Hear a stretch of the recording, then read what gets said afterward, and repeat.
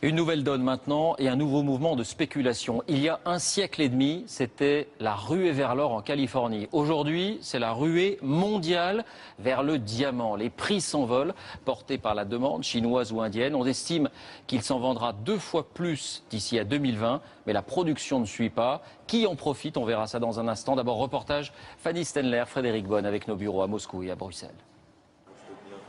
Le diamant et ses dizaines de facettes. La plus brillante des pierres précieuses, un rêve pour beaucoup, le plus souvent inaccessible. Les diamants, si ça me fait rêver, bien sûr, c'est beau, c'est de l'art, c'est agréable à voir. Ça fait rêver surtout ma fille. Mais d'autres ne se contentent pas de rêver, ils achètent. La preuve, le marché est en pleine hausse. D'ici 2020, selon les experts, la demande de diamants devrait doubler à raison de 6% de croissance par an. Dans le même temps, la production, elle, n'augmentera que de 2,8%. Ce n'est pas le même rythme. L'offre est largement inférieure à la demande, ce qui occasionne une situation de pénurie avec des prix qui s'envolent. Les plus gros acheteurs, et c'est nouveau, on les trouve dans les pays émergents, notamment ici en Russie. Au salon du milliardaire, les parures rivalisent de taille. Il faut dire que les arguments de vente dans les bijouteries de Moscou sont imparables.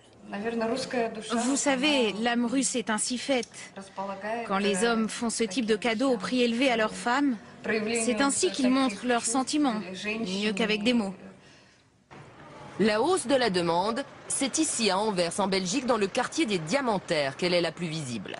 Dans ces rues ultra sécurisées, nous sommes au cœur d'un marché de plus de 30 milliards d'euros par an. Dans cet atelier, on taille et on expédie les pierres.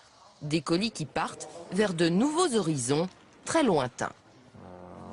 Maintenant, déjà, la Chine prend 16% du total. Avant c'était les États-Unis qui prenaient 50%, mais ils sont diminués à 40%, plus ou moins.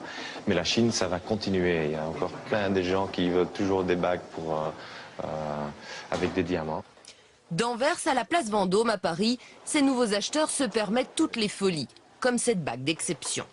Au cœur, une pierre de plus de 5 carats, soit 1 gramme, son prix de vente, 1 million d'euros. Des pièces qui risquent de devenir de plus en plus rares dans les années à venir. Les marchandises sont de plus en plus difficiles à trouver, car qu'est-ce qui est difficile aujourd'hui à trouver? Ce n'est pas réellement le diamant. C'est le diamant dont nous avons besoin dans notre métier, c'est-à-dire les diamants de très grande qualité. Et aujourd'hui, les joailliers espèrent que de nouveaux gisements seront découverts pour continuer à alimenter le marché.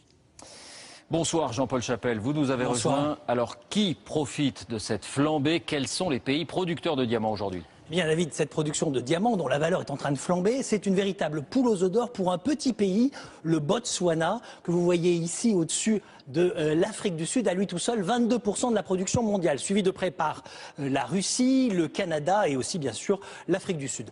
En matière de commerce, là aussi, c'est en train de changer. Le diamant se négocie encore à Anvers, en Belgique, place historique, 36% des ventes, mais Anvers est en train d'être détrôné par Bombay, en Inde, qui ambitionne de devenir la capitale du diamant, sous la pression de la demande locale, et Tel Aviv est la 3e place. Voilà, nouvelle donne donc. Est-ce que le diamant devient, comme l'or, un objet de spéculation et d'investissement? Oui, c'est désormais une valeur refuge. Production stable et une demande qui augmente. Ceux qui ont investi dans l'or et veulent se diversifier, eh bien, ils achètent du diamant.